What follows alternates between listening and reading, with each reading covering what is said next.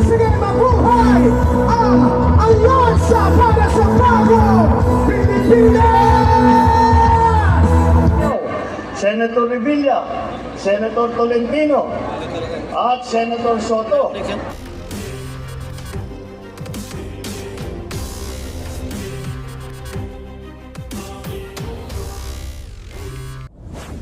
Kababayan, ang Pangulo ng Republika ng Pilipinas, His Excellency Ferdinand Romualdez Marcos Jr.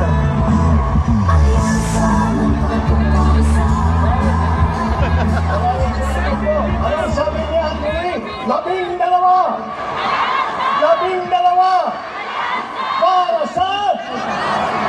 Para sa magandang hapon po sa inyong lahat. Good afternoon po, Bicol. Maraming salamat sa inyong lahat. At kayo'y nakarating dito sa aming konting rally para ipakilala po at magpakilala ang aming mga kandidato para sa Senado, sa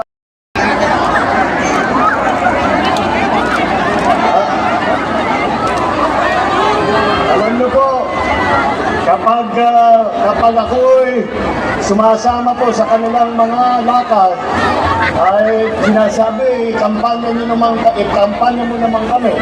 Alam niyo po, napakadali para sa akin upang iharap sa inyo ang ating mga kandidato para sa Senado. Bakit po?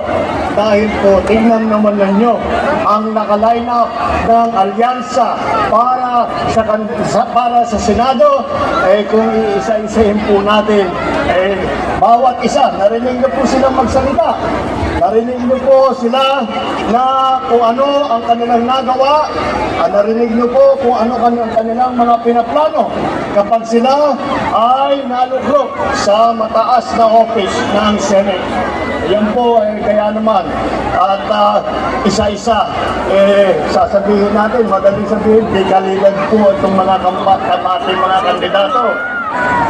Pag pinagsama mo, halos ito na yung dream team kung tatawagin para sa politika. Ito na yung dream team para sa Senado. Kaya po, nais namin muli na iharap sa inyo ang ating mga kandidato ng alyansa. Kung pupunahin po ninyo, ang kadalasan, kapag may kampanya, lahat po ng mga kandidato, isa lang ang suot na kulay. Kung titignan niyo po kami, ay iba-iba po ang aming suot. Dahil po, iba-iba po ang pinanggalingan namin ng mga political party. Kaya po natawag po kami na alyansa. Dahil po, kahit na lahat po tayo ay may sariling pananaw sa mga sitwasyon sa ating minamahal na Pilipinas. Lahat sa atin ay may sariling pananaw kung ano ang mga solusyon para sa Pilipinas. Ngunit tayong lahat, bawat Pilipinong nagmamahal sa kanyang kapwa Pilipino, pare-parehong iniisip. Kailangan nating tulungan at pagandahin ang buhay ng bawat Pilipino. Kailangan natin pagandahin ang Pilipinas. Kaya naman po, nagkaroon po tayo ng alyansa na nanggaling po sa iba't ibang mga political party. Dahil sa kanilang pag-iisip, sa kanilang hangarin, ay makabuti, makatulong. At kahit na sino ang tutulong na magpakapit-bisig po sa amin, ay sinasama po namin para isama po natin sa pagtulong sa pagpapaganda ng buhay ninyo, para sa pagbibigay ng trabaho, para sa pagpapaganda ng inyong pag-alaga sa inyong kalusugan. Pinag-exercise pa kayo ni Senator Pia. Tignan nyo, hanggang sa rally pa lang, meron na siyang nagawa na health para sa inyong lahat. Ito po natin, kaya po madali pong masabi na kami po ay ang tunay na alyansa na nagsama upang pagandahin, upang tumulong, upang magserbisyo sa taong bayan. Tingnan po natin kung ano yung ating mga kandidato. Walo po sa kanila ay nanggaling na po sa Senado. Nandiyan po si Senator Cayetano, Senator Lacson, Senator Lapid, Senator Marcos, Senator Pacquiao, Senator Revilla, Senator Tolentino, at Senator Soto. Ngunit si Senator Soto rin, ay lahat po sila, yung matagal yung naging legislator at marami na silang nagawang pagpapatulong magsusunod ng magagandang batas. Bukod pa ron, si Senator Soto ay naging Senate President pa. Ay masasabi ko, dahil sarili kong karanasan, dahil po nung senador ako, siya po yung Senate President namin. At alam na alam ko kung paano siya magpatakbo. Kahit po nagtatalo kaming mga senador. Alam niyo naman kami, mahilig kami magdebate. Si Senate President namin ay talagang nahahanapan niya ng paraan na mag-agree po lahat. Kaya po, pag sila ay nabalik na sa Senado, alam na po nila ang gagawin nila. Alam na po nila ang trabaho. Alam na po nila ang mga problema na kailangan bigyan ng solusyon. At alam nila kung paano patakbuhin, paano gamitin ang pamahalaan upang magdala ng serbisyo sa taong bayan. Sa katunayan, ito po naman ay galing po sa House of Representatives, naging congressman po. Andiyan po, Congressman Abalos, Congressman Binay, Congressman Marcos, Congressman Cayetano, Congressman Pacquiao, Congressman Tulfo, Congressman Villar. Yan po mga record nila. Nakita niyo po, very experienced po. At alam po nila kung paano ang mga pasikot-sikot sa gobyerno. Alam po nila kung paano ang pandarin na mabuti ang ating pamahalaan dahil hindi lamang sa mababang kapulungan kundi pati na sa House of the Senate ay may experience silang lahat. Kaya po, pagka sila ay naupo muli, ay may pabayaan na ipapaubaya na po natin sa kanila. Ako po, sa palagay ko, ako na ang pinakamapalad na Pangulo kung sila ay mahalal lahat. Dahil kung yan ang mga kasamahan ko, napakarami po nating magagawa. Napakarami po kayong mararamdaman na benepisyo na nanggaling sa national government.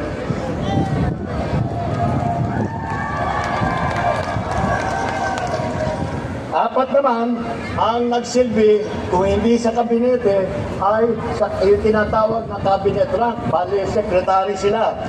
Andiyan po si Secretary Abalos ng DILG, ng local government. Dahil po nung ako'y umupo at iniisip ko sino ba ang maganda siguro nakakaunawa sa mga issue ng local government, may balita ako na meron daw magaling na mayor dati sa Mandaluyong na maraming natanggap na premyo. Kaya sinabi ko, ayan, marunong yan, nakakaintindi. Kaya DILG Secretary noon, si Secretary Ben-Hur Abalos. At si Erwin Tulfo naman, naging Secretary po ng DSWD. Ganun din po ang aking pag-iisip. Noong umupo ako bilang Pangulo, sabi ko, sino ba ang kilala ko na walang ginawa araw at gabi kung hindi tumulong sa mga ating mga kababayang nangangailangan? At kaagad, naisip ko po, kilala ko yan, kaibigan ko yan, naging partner ko pa sa radyo yan ang ating magiging senator, Senator Erwin Tulfo. Andyan din po si Senator Tolentino na nanggaling po sa MMDA, yung Metro Manila Development Authority.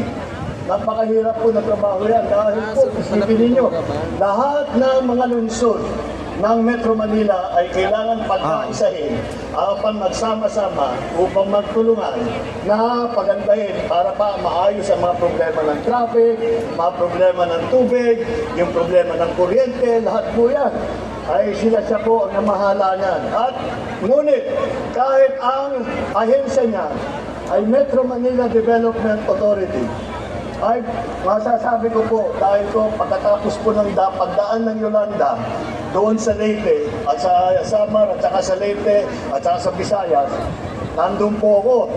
At panay ang hingin po namin ng tulong sa national government. At mabagal po ang response Ngunit, ang una pong dumating na ahensya, hindi po namin nakalain. Ang unang dumating na ahensya sa Tacloban, sa Leyte, hanggang sa lahat ng Samar na tumulong na may dala na heavy equipment para mahanap po namin yung mga survivor po, para malinis po namin ang aming lugar. Ang unang dumating po ay ang MMDA na hindi lang po Metro Manila ang sinisilbihan. Siya po, nandun po, nangkita po kami ni Senator Tolentino doon sa Tacloban at nakatulong siya ng napakalaki. Si Senator Lacson naman, yun din. Siya ay naging Presidential Assistant for the Rehabilitation and Recovery ng Yolanda Rehabilitation, si Senator Ping Lacson. Siya po, pagkatapos ng pagdaan ng bagyo, lahat po ng mga tulong na hinihingi namin na ibinigay ng iba't ibang ahensya ay dyan po nang galing. Dyan po nang galing sa rehab yung ating Presidential Assistance for Rehabilitation for Yolanda. Ito, Senator Ping Lacson, nagpatay sila, ang nagplano, nagpatayo ng bahay, nagdala ng mga relief goods, nagdala ng lahat ng pangangailangan, nagbigay ng trabaho para sa mga nasiraan ng kanilang hanapbuhay. Yan po ang ating naging rehabilitation czar ng Yolanda. Ngunit bukod pa po dyan, si Senator Lacson po, siguro naman maalala ninyo, Senator Lacson po ay naging hepe ng PNP, chief ng buong PNP ng buong Pilipinas. At pinagmamalaki po niya, ang unang pagpasok na sa pagka-chief PNP, ang una daw ganyang ginawa ay sinukat daw niya yung mga tiyan ng mga pulis at siniguro niya na walang matatabang pulis para madaling makahabol ng mga magnanakaw. Yan po. At nung panahon po na chief PNP siya, yung approval rating ng pulis ay napakataas po. Hanggang ngayon po, hindi na napantayan yung approval rating na nakuha ni Chief PNP na ating butihing Senator Lacson. Tingnan mo naman. Alam po nila ang trabaho from every level. Mula po sa House of Representatives, mula po sa lokal, mula po hanggang po sa Senado. Alam nila ang gobyerno ay kung paano patakbuhin at nakikita po natin sa naging performance po nila sa nakaraan. Kitang-kita naman po natin sila ay nandyan upang tumulong. Hindi sila tumatakbo sa Senado upang manggulo. Nandyan po sila at nakikita mo po sa record nila na wala silang iginawa sa buong buhay nilang lahat kung hindi tumulong po sa tao. Tatlo naman po sa kanila, nabanggit ko, local government. Tatlo po sa kanila ay naging gobernador ng mga iba't ibang probinsya. Ang nauna po ay yung ate ko, si Governor Aimee, naging gobernador po dun sa amin, sa Ilocos Norte. At marami pong yumaman po mga Ilocano nung dumating po si Gov. Aimee at kumanda ang Ilocos Norte. At nakita po natin ang effect ng magaling na gobernador. Isa pang magaling na gobernador, Governor Lito Lapid ng Pampanga. Ako maraming fans si parang dito. Kumaway lang na, Kilala niyo naman pala ang ating kaibigan. At alam mo naman kung naman yan. matagal. Siyempre, kinikilala natin siyang artista. Pero action star. Hanggang ngayon, action star pa rin. Pero po, sasabihin ko po sa inyo, dahil sabay din po kami na senador, masasabi ko po sa inyo, baka hindi nyo nakikita ang ginagawa niyang trabaho, ang ginagawa niyang pag-aaral upang ulit makasulat na magagandang batas upang gawin ang lahat, upang makapagservisyo po sa taong bayan. At ang isa pa, naku, siguro kilala niyo ito, ang governor ng probinsya ng Cavite, Governor Bong Revilla. Sabi, ubos na eh.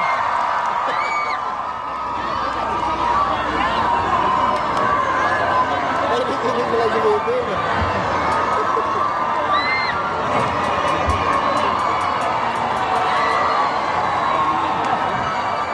Sino yun? Pagka, Nakikita nila sa TV. pag,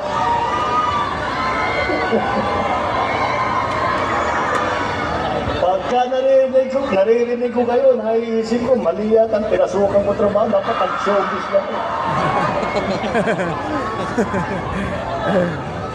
Pero isa pa yun, kilala niyo siya dahil nakikita siya sa television, sa sine, action stand din.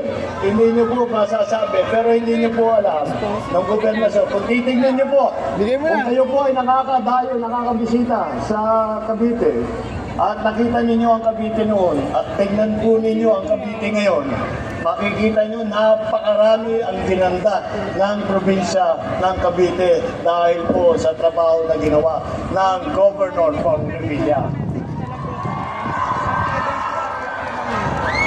O dito lang po tayo sa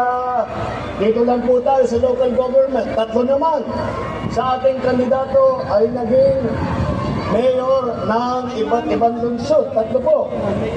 Mayor Abalos ng Mandaluyong City. Siya po ay siguro sa lahat ng mga isa sa mga mayor ng lungsod, city mayor, na nakatanggap na napakaraming premyo, napakaraming pagkikilala dahil sa kanyang mga ginawa, dahil sa dami ng kanyang natulungan, at bukod pa ron sa kanyang mga bagong patakbo, bagong sistema na ginaya po namin sa ibang local government. Ganyan po, yan po ang dating mayor, Mayor Abalos ng Mandaluyong. Andyan din po ang naging mayor ng, alam niyo po ito, alam niyo po, City of Tagaytay. Sino ang naging mayor dito sa kasama natin? Senator Tolentino po, naging mayor. O, kita niyo, hindi mo alam. At ganun din. At siya ay nakapagservisyo bilang mayor ng Tagaytay. At tignan po naman ninyo ang Tagaytay. Ang ganda-ganda po ng development. At alam niyo po sa lahat ng nakasama ko po na senador, ito po ang hindi po mo mahihila ito.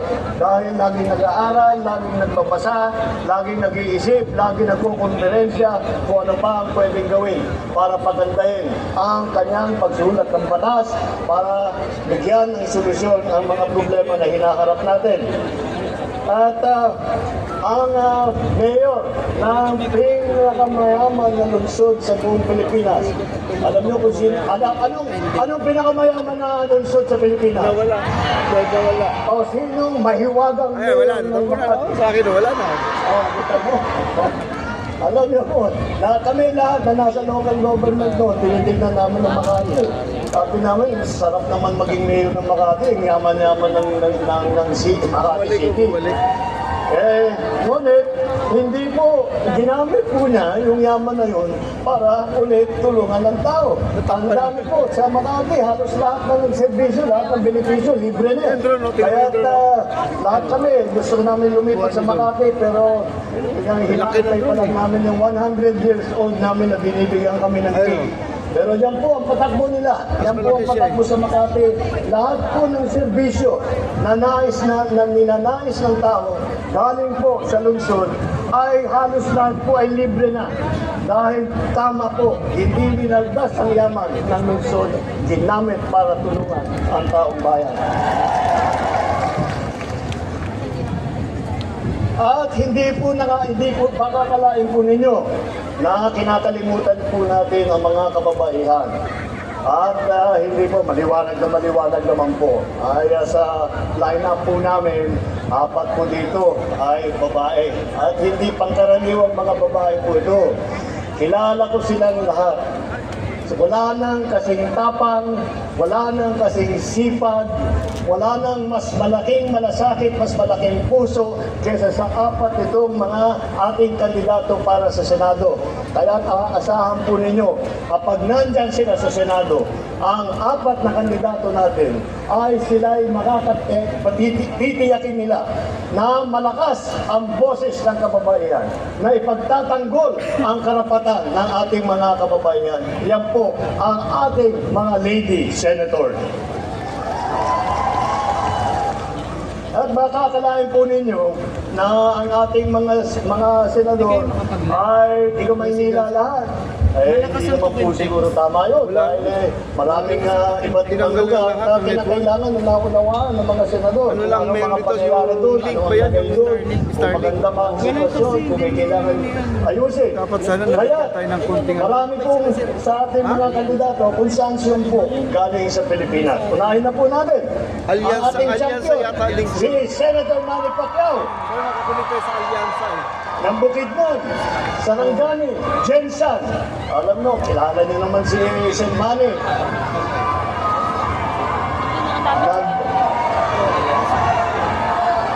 Ayos. Si Manny talaga. Sen Manny, baka hindi mo alam, nung nagbo-boxing ka, nanonood kami sa television, ganyan pa rin ang sigaw namin. Manny! Manny! Manny nga talaga. Si Erwin Tulfo naman ay Dabawin nyo. Dahil doon sa Pulumaki at sa Davao at sa Sulu, kung saan po na destino ang kanyang ama na naging bayani ng ating bansa. Yan po, ang si Erwin Tulfo po. At palagay ko, na hindi nyo na naabutan ito. Ngunit, hindi nyo siguro alam ito. Ang unang Senator Soto ay galing po sa Cebu. Kaya po, ang minuno ng ating SP, Senator Tito Soto, ay galing naman galing sa Cebu. At alam nyo naman kaming dalawa ni Sen Aimee, kilala niyo po ang aming ina, si Imelda. Si Imelda ay waray-waray man. Kaya yan po, talagang makita ninyo, kung saan-saan po. At sila, nakaikot na kung saan sila pinalaki, kung paano nila nauunawaan ang sitwasyon sa bawat lokal. At eto siguradong hindi ninyo alam. Ang pinakabata po natin na kandidato rito. Camille. Pinakabata pero isa pa sa pinakamasipag ito, mabait at mabuting tao ito, si Camille Villar. Ang ninuno po na siya po ay Ilongga. Kaya yung pong mga ninuno na doon po nanggaling. At marami na po siyang ginagawa doon na maraming bilang congressman at kahit nung private citizen lang. Mga kababayan, malinaw po ang direksyon ng aming grupo ng alyansa na ito. Ito ay para sa kaunlaran, para sa kapayapaan. At hindi para ito sa pag-aaway-away at sa pag-aapit. Ang kailangan po natin para tayo'y umunlad, hindi po ang pananakot o paninigaw. Ang kailangan po natin ay solusyon, hindi mga mainit at maanghang na salita na wala namang kabuluhan at wala namang kinalaman sa pinag-uusapan. Ang mga kandidato ng alyansa ay kasama natin sa pagpapataguyod ng interes at kapakanan ng bawat Pilipino. Ipaglalaban po namin ang ating soberanya at karapatan sa pamamagitan ng diplomasya at dignidad. Hindi po natin isusuko ni isang pulgada ng ating teritoryo at hindi tayo kailangan sumunod sa kahit na sino pang dayuhan. Tayo po ay may ganap na karapatan at dapat makinabang sa yaman sa ating sariling bayan. Sa laban kontra sa krimen at droga, hindi natin kailangan dumaan sa madugong solusyon. Wala kaming paniniwala na ang solusyon sa krimen at sa droga ay ang pumatay ng libo-libong Pilipino. Mga tamang paraan para tiyakin ang kapayapaan at kaayusan ayon ay ang sa pamamagitan ng mga buong pusong suporta sa ating mga kapulisan at sa ating mga local government. Pagdating naman po sa ekonomiya, sa trabaho, hindi po natin kailangan umasa sa mga iligal na operasyon kagaya po ng Pogo na naging pugad ng krimen at karahasan. Ang solusyon po ay tunay na trabaho, kabuhayan, suporta sa maliliit na mga gawa, sa maliliit na mga ating mga magsasaka at mangingisda. Wala. Magkaisa po tayo, kagaya po ng aming Patapos na eh. Magkaisa po tayo. Sana kanina. At tayo'y magsama-sama muli. At tayo'y magsama-sama upang maabot natin ang ating pangarap. Ang ating pinapanaginip ng magandang bagong Pilipinas. Yan po ang hangarin ng alyansa. Yan po ang hangarin ng aming pagsasama. Kaya po kami nagsama upang Ano talaga signal to? palaguin, pagandahin ang serbisyo ng Wala eh. gobyerno. Kaya po, pagdating po sa Mayo, pagdating po sa Mayo at kayo ay pupunta na at boboto, huwag na kayong magdalawang isip. Tignan nyo po yung alyansa, 12-0 po, i-shake nyo na kagad. Para sa alyansa, mabuhay ang alyansa para sa bagong Pilipinas. Mabuhay ang Bicol! Maraming salamat po sa inyong lahat. Muli mga kababayan, ang Pangulo ng Republika ng Pilipinas, His Excellency Ferdinand R. Marcos Jr. Mga kababayan, Bicol!